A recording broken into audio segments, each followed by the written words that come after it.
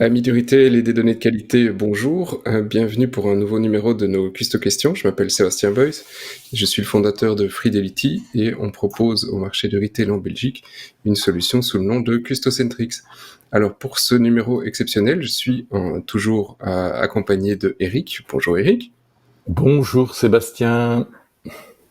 Et numéro exceptionnel parce que pour une première fois, nous avons un invité au nom de Albert de Raas. Bonjour Albert. Bonjour Sébastien et bonjour Eric. Bonjour. Alors pour ce numéro, on voulait aborder avec toi Albert un sujet que tu maîtrises sur le bout des doigts, l'intelligence artificielle et le machine learning et effectivement tout ce qui est algorithmique et marketing. Alors avant qu'on creuse un petit peu dans les sujets, est-ce que tu peux te présenter pour ceux qui ne te connaîtraient pas encore ? Bien sûr. Je m'appelle Albert de Raas et je suis partenaire exclusif d'une société qui s'appelle Diem et je suis partenaire sur la Belgique et le Luxembourg, et cette société effectivement spécialisée en intelligence artificielle et met à la disposition des enseignes services et logiciels qui intègrent justement ces algorithmes, cette intelligence artificielle pour rendre le marketing plus performant et plus relevant, plus pertinent. Voilà, donc on va parler de choses qui sont parfois encore un peu abstraites pour certains marketeers et justement qu'on va essayer d'éclaircir et d'aller un peu plus loin. Et donc première question, alors du prédictif, du machine learning, qu'est-ce que tu retiens des derniers mois ou des dernières années sur le sujet ? Voilà, alors je vois et je constate, ça fait à peu près 8 ans que je traite de ces sujets, et je vois vraiment une évolution, une accessibilité à ces techniques, une vulgarisation, une démocratisation des logiciels qui rendent ces techniques disponibles justement à des acteurs aussi du mid-market. Il faut bien le dire, pendant des années, ces technologies ont été réservées aux acteurs du bel 20 aujourd'hui, parce que des solutions des plus démocratiques ont vu le jour, parce que également des langages de programmation en open source ont sous-tendu l'arrivée de ces logiciels. Et bien, des acteurs du mid-market s'approprient cette technologie pour l'intégrer dans le marketing et dans les actions commerciales qu'ils mènent. Donc vraiment, il y a une mise en perspective et vraiment une mise en marche vraiment, et une utilisation de plus en plus régulière de cette science probabiliste. Score prédictif, machine learning, est-ce que tu peux définir un petit peu, pour ceux qui nous écoutent, ce que ça veut dire, bêtement déjà, à la base ? Bien sûr, avec plaisir. Donc un score prédictif, d'abord sa vocation, d'abord il est sous-tendu par un algorithme qui est une suite logique d'opérations qui a pour but de résoudre un problème énoncé, et au moyen d'un nombre fini d'opérations. Donc, à la base, c'est vraiment de la mathématique. Pour ceux qui se souviennent de leur mathématiques de base, la méthode pour identifier le plus grand commun dénominateur entre deux chiffres, eh bien, c'est un algorithme qui la sous-tend. Et cette méthode, elle est aujourd'hui utilisée pour émettre des scores, notamment réaliser des scores prédictifs qui vont traduire une propension à ce qu'un événement survienne. Alors, quel type d'événement en ce qui nous concerne dans le marketing et dans le retail en particulier? L'achat d'un produit dans une catégorie, une baisse d'achat, ou une baisse de visite dans une enseigne, ou un passage d'un mode brick and mortar vers un mode pure player. Tout est imaginable. Parfois on pose la question, mais finalement, qu'est-ce qu'on peut prévoir? Quel score prédictif est-ce qu'on peut construire? Et j'aime à dire qu'on peut tout prévoir, pour peu que l'événement soit survenu de manière régulière et de manière significative par le passé. Pourquoi? Parce que les algorithmes qui vont être à la base des scores prédictifs, ils vont passer par une série d'opérations, par un séquencement d'opérations. qui vont passer de l'observation justement des caractéristiques qui sont discriminantes à un comportement, une analyse des caractéristiques qui sont prépondérantes. En plus, elle va associer des coefficients justement, affecter des coefficients à ces caractéristiques discriminantes en fonction de leur survenance, en fonction des poids qu'elles ont pu revêtir dans l'observation du passé. Et donc, il y a des caractéristiques qu'on va retrouver comme étant très régulièrement et communes aux individus qui ont adopté les comportements. Il y a des caractéristiques qui vont avoir beaucoup moins d'importance. En tout cas, les individus qui vont revêtir ces caractéristiques discriminantes, eh bien, finalement, en les additionnant, ces caractéristiques discriminantes, on va pouvoir leur associer un score. Donc, Monsieur Tartampion a une propension haute à adopter le comportement visé. Pourquoi ? Eh bien, parce qu'il partage de nombreuses caractéristiques communes et prépondérante avec ceux qui ont adopté ce comportement par le passé. Et donc, cela nous fait penser que M. Tartampion lui-même, alors qu'il n'a jamais adopté ce comportement par le passé, a une propension forte et de facto a un score haut. Voilà, c'est rien d'autre que ça, finalement, un score prédictif. Un score prédictif, c'est la résultante d'une observation fine qui va s'appuyer sur un historique, sur ce qu'on appelle dans le jargon une base d'observation. Et je répète, qui va voir dans quelle mesure des individus qui n'ont pas encore adopté le comportement visé partagent des caractéristiques communes et discriminantes et lourdes, donc des caractéristiques qui ont des coefficients hauts avec ceux qui l'ont eu par le passé. C'est un énorme lookalike, finalement, qui va s'appuyer sur énormément de caractéristiques. Oui, et c'est donc... oui, ici, pardon, Albert, c'est donc un travail qui est fait sur base d'analyse en one shot ici, et puis après que tu mets en production sur base d'un score que tu as défini et d'un algorithme. Et si tu veux faire évoluer ça par la suite, si on parle de machine learning, jusqu'où ça peut aller ? Voilà, merci pour cette question parce qu'elle me permet d'introduire justement cette notion clé à cette autre notion qui est celle du machine learning et de l'intelligence artificielle qui la sous-tend. Elle est rendue possible grâce au fait que, grâce à l'examen minutieux du résultat, est-ce que Monsieur Tartampion a effectivement eu le résultat escompté ? Eh bien, grâce à un examen minutieux de cette conversion, l'algorithme va justement s'adapter, c'est-à-dire qu'il va apprendre et qu'il va repondérer les critères discriminants qui l'ont amené à penser que Monsieur X ou Madame Y allait avoir le comportement visé.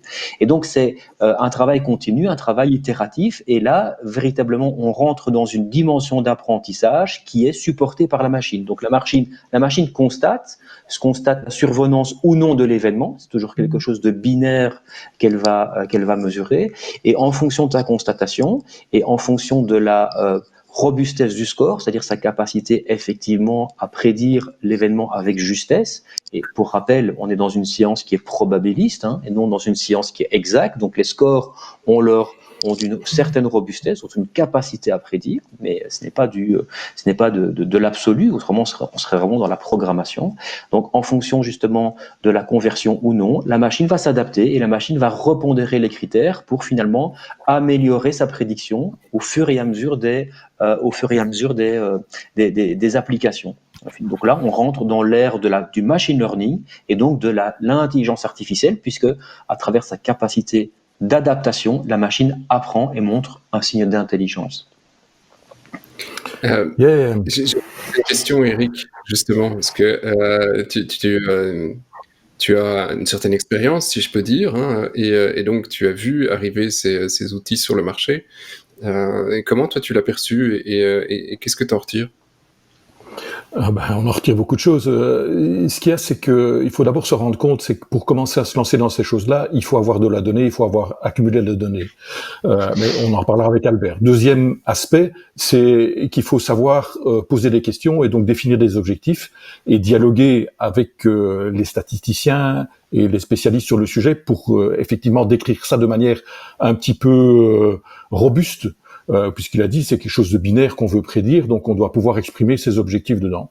Troisièmement, on doit garder un esprit critique parce qu'on doit être capable d'analyser les résultats et de guider quelque part les premiers travaux que vont faire les statisticiens pour ne pas partir dans des pistes qui sont non explicables, où on est capable de faire une usine à gaz dont on ne maîtrise quasiment plus rien dans le futur. Et puis, ce qui est très interpellant maintenant, c'est qu'on voit apparaître ces aspects de machine learning, donc de machines qui, au départ de premiers travaux qu'on a fait, continuent à s'améliorer au fil du temps et à apprendre. Et ça fait un petit peu peur. Et c'est intéressant, Albert, que tu nous expliques des circonstances dans lesquelles on voit apparaître le bien fondé, des chocs qui interviennent à certains moments dans le marché dont on n'a pas pris l'habitude de prendre en compte et qui à un moment donné ont besoin qu'on rééquilibre un peu les choses, comme tu l'expliquais tout à l'heure, de repondérer les rôles des différents facteurs. Donc, est-ce que tu as des exemples concrets de ça ces derniers temps? Alors, j'ai un exemple concret à vous présenter qui concerne, on sort un peu du monde du retail, mais c'est un exemple qui me tient à cœur parce que je suis amateur de foot. Et il y a quelques années, un club de foot nous avait missionné pour prédire la venue au stade des abonnés dans un objectif d'optimisation de la logistique, de l'accueil, des infrastructures, et aussi dans un objectif de revente des places, des places non occupées. Ce club nous avait demandé de prévoir la venue au stade de samedi en samedi, de quinzaine en quinzaine plutôt, des abonnés. Et donc nous avions un score qui fonctionnait assez bien dans la capacité à prévoir la venue des abonnés et qui s'appuyait sur toute une série de critères, dont par exemple l'âge du supporter, le ranking des équipes qui allaient s'affronter, la distance qui séparait le domicile du stade, le genre, hein, puisque c'était également un facteur potentiellement discriminant qui expliquait l'avenue ou non du stade. Et donc notre score fonctionnait assez bien jusqu'à une période qu'on a connue il y a un an ou deux de vortex. Si vous vous en souvenez, c'était une période très froide, d'un vent polaire qui a plongé cette région de la France, puisque c'était un club français, dans un froid polaire. Et notre algorithme a très mal fonctionné ce samedi-là. Pourquoi ? Parce que nous avons constaté que sans caricaturer, les gens qui habitaient loin du stade, les plus âgés et les femmes sont très peu venus. Et donc, ces trois critères ont pris beaucoup plus d'importance que nous le pensions dans la venue, dans les calculs du score. Ce qui est intéressant, c'est que sans aucune manipulation et sur la simple observation binaire de qui était venu effectivement au stade, et bien simplement notre algorithme s'est adapté et 15 jours plus tard, cette période de froid était toujours bien ancrée, et bien notre modèle s'était corrigé et avait surpondéré ces trois critères pour avoir une meilleure prédiction et arriver à une meilleure prédiction de la venue individuelle de chaque supporter. Jusqu'à ce que finalement, au fil du temps et le climat clément reprenant place, eh bien, le score retrouve ses valeurs d'antan. Je trouve ça un très bel exemple finalement d'une donnée qui est celle de la météo et d'une donnée extrême sur un comportement et finalement qui a amené l'algorithme à s'adapter et à apprendre finalement. Exact. Vas-y Eric, vas-y. Dis-nous Albert, quand on discute avec des enseignes, etc., ils se posent souvent la question de dire mais est-ce que j'ai une base d'observation suffisante pour arriver à me lancer ? Ouais. Qu'est-ce que tu peux nous dire sur le sujet D'abord que c'est une question qui est très judicieuse puisque c'est le signe que les gens ont compris qu'on touche à de la statistique et qu'on touche à une notion qui est la représentativité. Est-ce que j'ai une base qui est représentative finalement, ma base d'observation de la population de visiteurs de mes magasins. Et donc la question est judicieuse et la réponse est double.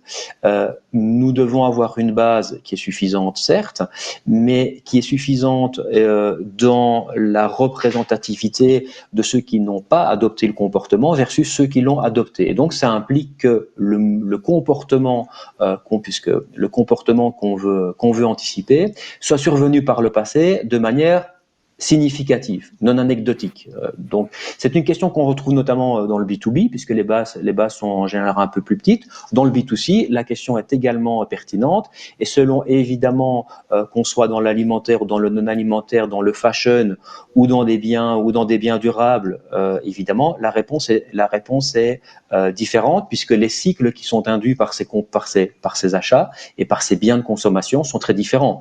Je discutais avec un vendeur de cuisine il y a quelques semaines. à peu près 22 ans, la Durée de vie. durée de vie d'une cuisine. Quand on est dans l'automobile, on va parler de 6-7 ans, donc ça veut dire que nous on doit avoir des fenêtres d'observation qui sont très larges pour pouvoir anticiper un achat. En descendant toujours, si on va dans le fashion, on trouve des cycles beaucoup plus courts, et qui plus est, si on va dans l'alimentaire, on trouve des fréquences qui sont intéressantes et qui nous permettent très vite de constituer une base d'observation qui est suffisante pour la tenue de nos algorithmes. Mais encore une fois, nous n'aurons une vue sur la pertinence et la robustesse de l'algorithme dans sa capacité à prédire que quand effectivement on l'aura fait tourner. Exactement. Bon, maintenant, tu as l'expérience de collaborer avec certains des clients qui utilisent Custocentrix. Oui. Selon ton expérience, quelle est la partie du chemin parcouru à partir du moment où on a réussi à déployer de manière efficace une solution comme Custocentrix? Alors, quand on construit un algorithme, et chaque data scientist vous le dira, qu'il soit construit à travers un logiciel ou qu'il soit le travail vraiment de code, de construction, d'utilisation de code et d'un langage de programmation, il y a un travail préliminaire qui est un travail sur la data, un travail de préparation de la data, et avant ça, un travail également d'harmonisation, un travail de collecte d'une donnée qui très souvent est le fruit d'un héritage et subsiste dans des langages, dans des systèmes d'exploitation différents, dans des langages également différents, et une organisation vraiment en silo. Et donc, on a très souvent ce premier travail d'agrégation, de récolte, de collecte d'une information, avec un souci de pas de complétude, mais d'être sûr qu'on a toutes les informations dont on peut légalement et techniquement disposer. Pour avoir déjà travaillé avec Custocentrix, ce travail il est fait à travers la plateforme, puisque sont rassemblées des informations de type transactionnel, de type relationnel, de type signalétique, qui sont autant de piliers qui sont importants, qui vont constituer vraiment le terreau de notre analyse. Ça ne veut pas dire qu'on va pas rajouter une série d'indicateurs et de paramètres qui vont être intéressants pour la construction de notre score, mais j'ai envie de dire, on a là une base qui, à elle seule, représente 90% de la base exploitable. Donc voilà, on a un vrai travail et un vrai gain de temps. Donc, il s'agit de mettre en place des solutions qui collectent de la donnée, un maximum de données. Il s'agit d'avoir une identification unique de chaque consommateur, puisque ce qu'on veut prédire, c'est des comportements, et donc c'est lié à des personnes. Et si on crée du bruit autour de l'identification des personnes, on crée évidemment des problèmes dans la capacité à prédire. Il faut un minimum de profondeur historique. Plus on a une fréquentation élevée, moins la période de temps nécessaire pour accumuler la donnée est évidemment grande, et donc au plus rapidement on peut accéder à l'utilisation de ce type de profondeur-là. Voilà, c'est un petit peu, et donc une plateforme comme Custocentrix facilite évidemment ce type de collection, ce type de rassemblement de données, de relier les données par rapport de comportement, par rapport aux données d'identité, donc les rendre exploitables à des fins de modélisation. C'est un petit peu ça, Sébastien. Maintenant, tu voulais interroger un peu Albert sur son livre. Oui, j'ai encore effectivement une question, parce que malheureusement, heureusement, j'espère qu'on a répondu à quelques questions sur tout ce qui était algorithme prédictif et machine learning ici. Malheureusement, on ne pourra pas tout dire, et je sais que tu as effectivement publié un livre il y a pas très longtemps, au mois de septembre de cette année, qui s'intitule Algorithme et blues du directeur marketing. Alors ça sent le vécu, et il y a certainement une petite anecdote derrière. Est-ce que tu peux nous dire de quoi, qu'est-ce qu'on va pouvoir trouver dans le livre, et l'origine du titre, si tu veux bien. C'est quoi ce blues? Alors, double question. Ce blues est un constat, était une supposition, un sentiment. J'avais le sentiment que les gens auxquels je me frotte depuis 15 ans, finalement, ont le blues. Je les trouve un peu malheureux pour certains, un peu en questionnement, ce qui est jamais mauvais dans ce métier. La certitude dans le métier du marketing est certainement l'ennemi numéro 1, et et le questionnement finalement est assez bon. Et je partais de ce sentiment et j'ai posé la question simplement dans un groupe d'experts. J'ai partagé cette supposition et je leur ai demandé est-ce que vous avez le blues et si oui pourquoi et j'ai reçu des retours en masse plutôt one-to-one, plutôt de manière discrète sur les raisons de ce blues. Et ces raisons de ce blues, elles tenaient dans un savoir-faire que finalement tout le monde s'appropriait, un peu comme Roberto Martinez, sélectionneur national, il y en a 11 millions en Belgique, à travers un métier qui devient assez technique et donc un savoir qui échappe à certains, ça leur pose pas de problème, mais à d'autres, ça leur fait dire, mais finalement, les gens qui travaillent pour moi maîtrisent une technologie que moi je maîtrise plus. Je leur fais confiance, mais j'aimerais pouvoir aussi les accompagner. D'autres qui voient finalement les résultats de leur campagne, mais qui sont en souffrance et qui se disent mais j'ai l'impression que je perds un peu en crédibilité là, je suis considéré moi comme un poste de coût plutôt qu'un centre de profit. Enfin, il y avait 1000 raisons à ce blues. Et la question que je me posais, c'est finalement est-ce que ces experts des sciences humaines, est-ce qu'elles pourraient se faire aider par des experts des sciences, je ne vais pas dire exactes, mais plutôt des sciences probabilistes, mais pour sortir de ce blues et pour finalement retrouver un peu des couleurs et à travers des résultats aussi. C'est le passage obligé, je pense, pour qu'ils sortent de ce marasme pour certains. Alors pourquoi et ce livre, qu'est-ce qu'on peut y trouver? On peut y trouver 10 ans d'expérience, 15 ans d'expérience, puisque mon expérience est un peu plus large que l'utilisation des algorithmes. C'est un livre que j'ai écrit assez rapidement, je l'ai écrit en 6 mois. Cette période un peu folle dans laquelle on est rentré en mars a été pour moi une occasion de rentrer dans une bulle. Il a été écrit rapidement parce qu'il est surtout le fruit d'une expérience passée dans 3-4 sociétés qui traitent ces sujets, enfin 3 sociétés qui traitent ces sujets. Et donc l'écriture a été assez rapide, met en évidence beaucoup de cas d'usage, la plupart d'entre eux dans le marketing, certains évidemment qui touchent au retail, mais d'autres qui touchent à la banque, à l'assurance, au domaine automobile, même au secteur du fundraising, du non-profit. Donc il y a beaucoup de secteurs qui sont finalement servi par l'utilisation des algorithmes. Maintenant, c'est plus du tout réservé juste aux actuaires dans les assurances. Donc voilà, c'est plutôt un partage d'expériences, des témoignages, et aussi quelques pistes aussi pour faire rentrer les algorithmes dans nos bureaux. En boutade, je dis, les algorithmes sont rentrés dans nos voitures, dans nos lits, dans nos maisons, dans nos assiettes. Il faudrait aussi trouver les pistes pour qu'ils rentrent dans nos bureaux, mais aussi en nous laissant une place et en nous laissant la meilleure des places. Celle qui guide, celle qui pense, celle qui imagine, celle qui est teintée d'émotion, d'empathie, de tout ce qui constitue nos qualités très humaines, au regard de cette machine qui travaille. Voilà, ça c'était un peu la conclusion du livre. C'était une intelligence capitaliser sur vraiment nos forces et nos qualités humaines à côté de celles qui sont artificielles, pour finalement rentrer dans un contexte de duo plutôt que de duel avec la machine. Merci Albert. Et ce sera le mot de la fin. Donc ici, effectivement, on peut retrouver ton livre dans toutes les bonnes librairies, je l'espère. Et donc c'est le titre Algorithme et blues du directeur aux éditions Edipro, si je ne me trompe. Et donc voilà, merci en tout cas pour avoir partagé ce moment avec nous. J'espère que ça répondra à quelques-unes de vos questions. Si ça en soulève encore plein d'autres, et je l'espère, n'hésitez pas à contacter Albert, qu'on peut retrouver assez facilement, Google, Albert de Rass. On mettra évidemment le lien en dessous de la vidéo. Il est sur LinkedIn et entre autres.